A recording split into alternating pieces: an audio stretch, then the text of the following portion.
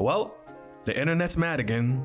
Now, if you don't already know, and I'm sure you do know because by now you've seen it all over the internet and Fox News, even Megyn Kelly's getting involved, right? And so basically, actress Millie Alcock, who's gonna be in the new Supergirl movie, she was getting asked about all the criticism she's receiving for being casted in the role because, you know, a lot of people don't want to see her in this role for one reason or another. And she responded by saying, I guess women know that this is just how it's always been, unfortunately. And it's from a lot of people whose profiles have no photo, who are burner accounts, or someone's name and then data for Christian, which is hilarious to me. But I mean, whose opinion do you really care about? If you're pissing the right kind of people off, you're doing okay. I know a lot of people want to jump this girl because they just feel like she's insulting Christian people, okay? I understand. Now look, I'm not here to pour more on this smorgasbord of hate, okay,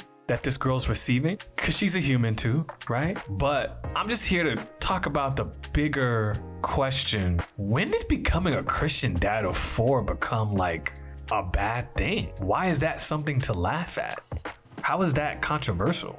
30, 40 years ago, that would have just been a Tuesday. Like it or not, families are the backbone of society. Today, it's somehow viewed by some people as old-fashioned, oppressive, or even something to joke about. As the birth rate declines, not just in America, not just in Asia, but worldwide, the birth rate is declining, right? And as Christians, you know, I understand why people were bothered by her comments, right? The Bible consistently presents marriage, fatherhood, and children as being a blessing and not burdens, right? Genesis says, be fruitful and multiply, right? Psalms 127 says, children are heritage from the Lord. Throughout scripture, fathers are called to lead, love, provide, and raise their children well. That doesn't mean everybody has to have 4 kids or any kids, right? There's nothing wrong with not having kids, but it doesn't mean the desire to build a family isn't something Christians should see as embarrassing. Again, God's the one that said, be fruitful and multiply. To be honest with you, I have a hard time believing most of the people that left these comments are hardcore Christians or even have children. Because let's be honest about it. It's highly unlikely that this actress went through every comment, searched their page to see what their family's like and what their religion is. Like, it just seems unlikely. It's very clear to me that there is like a war on families these days. How can anybody get together, have a good, trusting relationship, and have a family if all the movies and the music is basically saying, don't put yourself out there. Don't let yourself be vulnerable and get hurt. Be super independent and focus on yourself. It's all about self-love, right? Yeah, you should love yourself. That's great. But you should also love others, right? Isn't that a key trait of God? Look, sometimes you're gonna be vulnerable and you're gonna get hurt. That's just life. It's gonna happen sometimes. You know what I mean? All these movies and shows just say, nah, don't even let it happen. Don't get hurt. As a matter of fact, they tell you if you get hurt, that means something wrong with you. That means you weak. What? And listen, I don't particularly care whether a wife works or not. That's her choice. But why are so many housewives being shamed? If you wanted to stay home and take care of the house and take care of your kids and see your kids when they get home and be there when they get home from school so you can ask them about their day and make sure they're not getting in trouble after school, what's wrong with that? Like, what's the problem? It just sounds like, I don't know, it sounds like they're trying to control them. But I thought the whole thing was not being controlled. So why are you trying to do it? If people are all about, oh, you have to have freedom and you have to be able to make your own choices. Well, if somebody makes their choice to be a housewife, why you get to tell them not to do that? I thought they were free. And then there's this thought where men and women just feel like, yo, if I have a family, it's gonna mess up my career. I'm not gonna get to where I wanna get to. And look, I understand all that. Again, you don't have to have a family. It's not like God is saying not having a family is a sin, not by any stretch of the imagination. That said, there are more things to life than your own selfish ambition. There's more to life than your job. I would hope that whether you have kids and a family or not, that when you get old and you look back on your life, you can say more than just, man, I made it to the highest point of my company possible. I hope you got more than that to say about your life. I hope your legacy is bigger than just, hey, I made a lot of money, or hey, I made it all the way up the corporate ladder. I hope the legacy you leave behind is bigger than that. Kids or no kids. In this movie, Kara, aka Supergirl, loses her faith because she watches her entire planet destroy itself while the gods did nothing. And she even says the gods are not kind, right? And so basically in the story, Supergirl, after being angry at the gods for not saving Krypton, you know, the writer kind of tries to make the point that, you know, the universe isn't fair, right? Kara kind of realizes she can't wait around for some higher power to fix things or believe that everything happens for some reason, right? So instead of sitting around, you know, Kara chooses to take control and do what's right because she wants to, not because some god tells her to, right? Ultimately, she understands that her true strength comes from being a good person on her own without needing like outside permission or guidance from some higher power. The writer's kind of subtle message is that Supergirl does not need a savior because she can save herself. And like, I do understand that modern women feel like, yo, I resent the fact that society thinks I need a man to complete me. But I also think a job and a career isn't gonna complete you either. Both of those things are gonna leave you empty eventually if you don't have a relationship with God. It's gonna get to that point because that's what we're created for. We're created to have a relationship with God. That job that you think is gonna make you happy ain't gonna make you happy long term. You can say you're as independent as you want to. If God snapped his fingers and said, stop breathing, you couldn't make yourself breathe. You ain't independent of nothing. We all need Jesus. You didn't die on the cross for your own sin. Ergo, we all need saving. We all need somebody to save us. None of us are independent from God. This movie, Supergirl, would like you to believe that brute strength, okay, is gonna save the day. But you know why Jesus was a hero? He took care of all his friends and all the rest of us, and he didn't do it by beating anybody up. He did it by sacrificing his life, laying down his life when he didn't have to, letting people beat him when he could have easily just snapped them out of existence if he wanted to. That's a hero. Okay, that's somebody who's strong. Somebody who's strong is somebody who sacrifices for others, not beats others up. Listen, sacrificing your own life for your family makes you a hero, okay? And look, just to be honest, sometimes you can't have everything. Sometimes you do have to sacrifice some things for your kids and your family. It's way more heroic than what Supergirl does in this movie. Spoiler alert, she's a homicidal maniac. Supergirl spent this whole movie telling this little girl whose parents were murdered by this guy, you shouldn't get revenge. Okay? But then at the end of the movie, different women who were enslaved by the bad guys are killing these guys, and Supergirl's like, yeah, good job. Good job, sis. Huh? You just said that it was wrong to get revenge. And not only that, then Supergirl herself goes on later to kill the villain in the film when she didn't have to. Okay, but she kills him anyway, even though she told that girl that getting revenge isn't gonna make you feel better. But instead of letting the villain go and handing him over to Jason Momoa's character, who's playing Lobo in the movie, he's a bounty hunter. He's looking for the main villain as a bounty. She could have just given him to Lobo and said, I'm not gonna kill you. I'm not gonna be like you, but I don't have to save you. I'll let him have you and he can take you as his bounty alive. But she says, no. That's too good for you. Nah, you can't be in no prison cell nowhere. I got to stab you to death. The hero kills the villain in cold blood when she didn't have to. That's not a hero to me. That's not strong to me. That's weak to me. She couldn't fight her own flesh and her own feelings. She gave in to anger. She gave in to hate. That ain't no hero to me.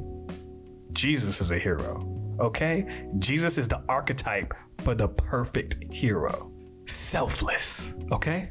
Just how a parent should be. Gen Z's worst nightmare. Meanwhile, little Supergirl over here, okay? She ain't letting none of her ops go. It's on sight every time with Supergirl. And look, it don't matter whether you meet her on a space bus, you meet her on a desert planet that's going down, you meet her in a space saloon that's going down. Everywhere she go is guaranteed to go down. She is the young jock of the DC universe. I said it. And I just say all that just to say, this movie thinks that her hero moment is when she kills the villain. Her hero moment is when she freed all the enslaved girls. That's when she was a hero.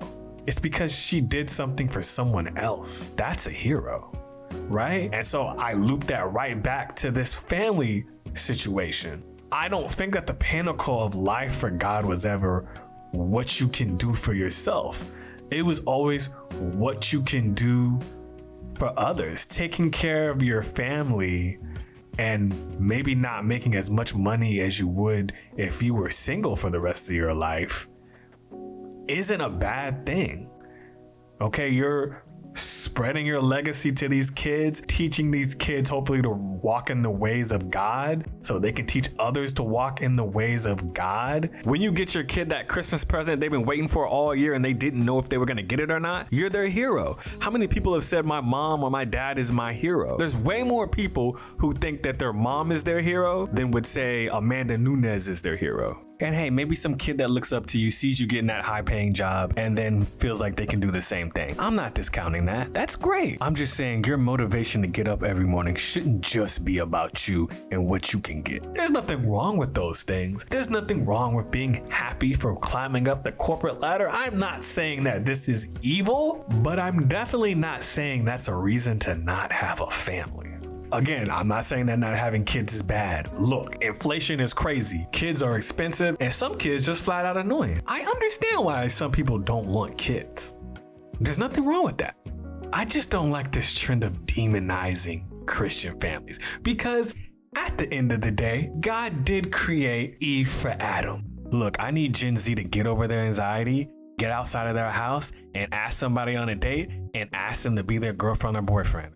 Or in 15 or so years, an actress is gonna come out and she's gonna say, "What, you have a boyfriend? What, you have a girlfriend? That's so old fashioned. Only the Christians do that. What a joke. Why do I need a significant other? I got Tinder. Why do I need a girlfriend? I got Pornhub." You laugh, but it's a very real thing. And listen, as for this Millie Alcock girl, we can't beat up on her. Okay, that's not the Christian thing to do. She didn't make these things up. She didn't invent this, right? She grew up in the 2010s where every corporation, every media company, every social media influencer was trying to co-opt all of these social movements. And instead of going into the complexity of these issues, they instead just made very plain black and white, men are bad, women are good. That's it. Let's go with that. And now you see that in everything you watch, and it's had a very clear effect. Rachel Zegler, who played Snow White in the live action version, she also got in a lot of heat, just like Millie Alcock, because she said some comments about, the original Snow White being creepy and saying that she didn't want Snow White to be saved by Prince Florian in this version, which is crazy. Before him, Snow White was homeless, living in the forest with 7 little dudes, okay, eating apples from strangers, okay? She needed him. But anyway, Rachel Zegler and Millie Alcock, they both come from the same generation, right? Where everything they watched and consumed online and in the media and on TV was so agenda-based, right? So, I can't really be mad at them. I know a lot of people give them a lot of hate, but they're just a product of the generation they grew up in. Why did we let them tell our kids, hey, if you're obnoxious and don't respect authority, that just means you're outspoken and strong? I mean, maybe, but sometimes you just obnoxious. Why did we let all these companies and hashtags brainwash us so much to the point that we started to feel uncomfortable with the heroine in Disney and Pixar movies having a romantic interest? What's old-fashioned about having a romantic interest? Why is love old-fashioned? That's so strange. And then you wonder why people growing up today feel weird about being in a relationship and don't want to ask people out. Society spent the last 15 years telling them they don't need anybody and you can't trust anybody else. Now, the lovely Miss Alcock says that, the thing she loves the most about this movie is that, she saved the day and she did it without a man. But what they're saying to me is troublesome because it all comes down to this lie that men and women don't need each other, when God said the opposite. They tried to teach people that it's not okay to ask for help. It's perfectly fine to ask for help. If you can do it on your own, cool. But there's nothing wrong with depending on other people sometimes. But I just feel like these people writing these movies and writing these TV shows want men and women to hate each other. And there's only so long that they can shoot these images at our brains that are proven to have serious effects on how we think and perceive the world until eventually we start to believe it and really hate each other. Like it or not, families are integral to society. And since Christians are the ones getting married the most and having the biggest families, Millie Alcock and all the rest of the angry people out there should really be thanking us. Okay, because it could turn Mad Max really quick out here. You know what I'm saying? You know what I'm saying?